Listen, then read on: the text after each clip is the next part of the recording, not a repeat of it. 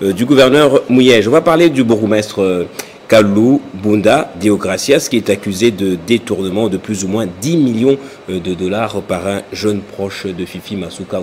Vous dites que c'est faux, il n'y a pas eu de détournement. C'est du n'importe quoi, parce que déjà, c'est pas moi seulement qui dis que c'est faux. Eux-mêmes, la personne qui a annoncé ce message mensonger s'est contredit en disant, au fait, non, c'était une tentative de détournement.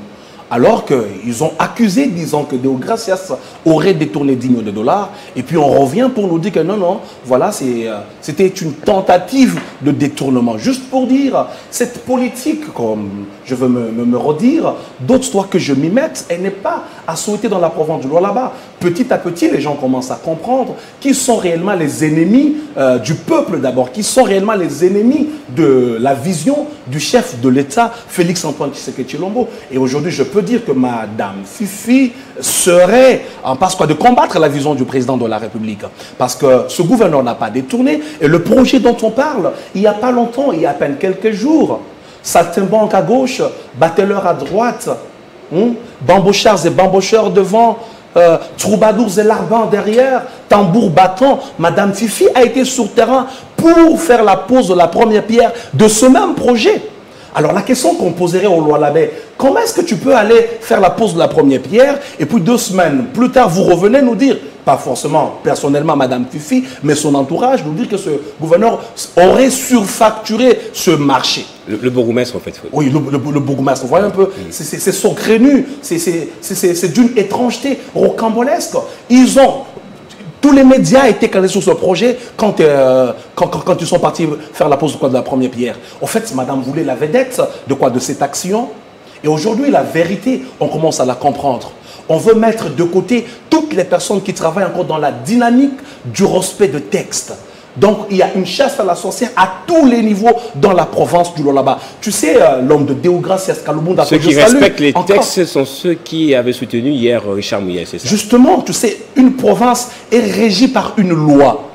On ne vient pas en milieu déranger tout ce qui a été prévu en plein. Parce que tu sais, il y a un budget qui est alloué pour une année. Il y a des projets qui sont votés pour une année. Ce n'est pas parce que tu assures l'intérim que tu dois revenir, tout chambouler, tout changer. En tout cas, ça c'est pas respecter les lois du pays et ce n'est pas une bonne chose. Nous allons défier cette façon cavalière de diriger la province. Parce que quand je parle de Deogracias Kalou Bunda, tu sais, cet homme, ce bourgmestre, il a mieux travaillé dans ces 2 ans que Fathi est président, mais tu peux mélanger le Haut-Lomami, la Lomami et le Kasaï oriental. Les actions de ce bourgmestre sont plus visibles et palpables que toutes ces 3 provinces que je viens de te citer. Pourquoi vous refusez d'admettre que Fifi Masuka est l'alternative pour le Lualaba? C'est la dernière question parce que nous sommes déjà arrivés à terme de cette émission plutôt. Laisse-moi te dire une chose avant de chuter juste à cette question. Je disais quelque chose, peut-être tu veux ignorer ce que je viens dénoncer ici. Je le répète encore. Deogracias et la commune de Dilala, les actions qu'ils ont fait, je peux te les énumérer avant de chuter. Allez-y. Ils ont relooké, remodélé la maison communale.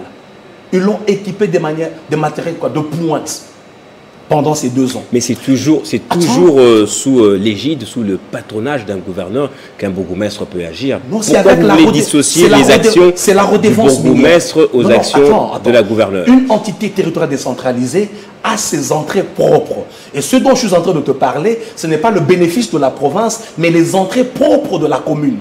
En d'autres termes, vous voulez dire que la gouverneure veut avoir une même mise sur les entrées propres de l'ETD. Ça c'est pas qu'il le dit, mais je le pense aussi de cette façon. Ils ont construit 4 blocs dans le quartier Kanina. Le bloc administratif, le bloc du quartier même. Ils ont construit un sous-siat, un cachot sur place là-bas, un grand centre de santé aujourd'hui moderne qui est en plein finissage. Pas seulement ça, ils ont construit des morgues par-ci et par-là. Vous voyez un peu, il y a des routes qui ont été construites dans cette commune, juste une commune. Tu vois un peu, aujourd'hui, le Haut-Lomami ne pourrait dire pas ça. Le Kasaï oriental ne pourra pas dire ça. La Lomami ne pourra pas dire ça. Donc ces genres de personnes, ce sont des personnes à appuyer. Aujourd'hui, nous dénonçons tout plan, toute tentative visant à désorienter, à déstabiliser les bourgmestres qui sont en place.